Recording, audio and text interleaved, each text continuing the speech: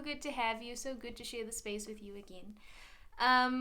Whenever I see you, I just think about the character that I developed through you and that you brought to life.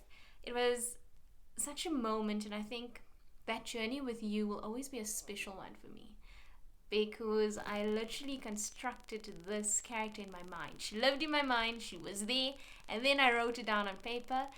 And you walked out of the makeup room, and I was just crazy about the way the wardrobe guys, the makeup artists, and everybody came together to fully bring this concept and this character to life.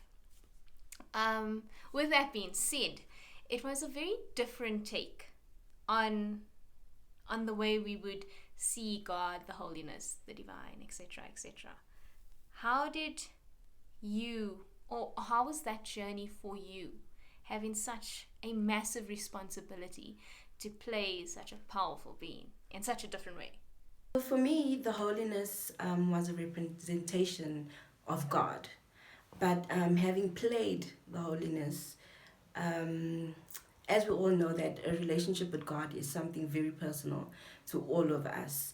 And in this instance, I believe that God came to Betty in the form of a friend, which is what she needed at that time. So I'm a firm believer in the fact that God comes to us as what we need him to be at a certain time or certain stage of our life. So for instance, Betty needed a friend. Betty was living this life where she's basically in her own world. She needed to get out there. She needed to meet new people. So God came to Betty as a friend, and that's what she needed. She needed someone to show her that there's more to waking up, going to work, coming home, and doing the same thing over and over again. She had to get out there and she had to live. So in this instance, God basically um, gave Betty an illness. And the illness is what took her out of the house, and she ended up meeting this fine doctor.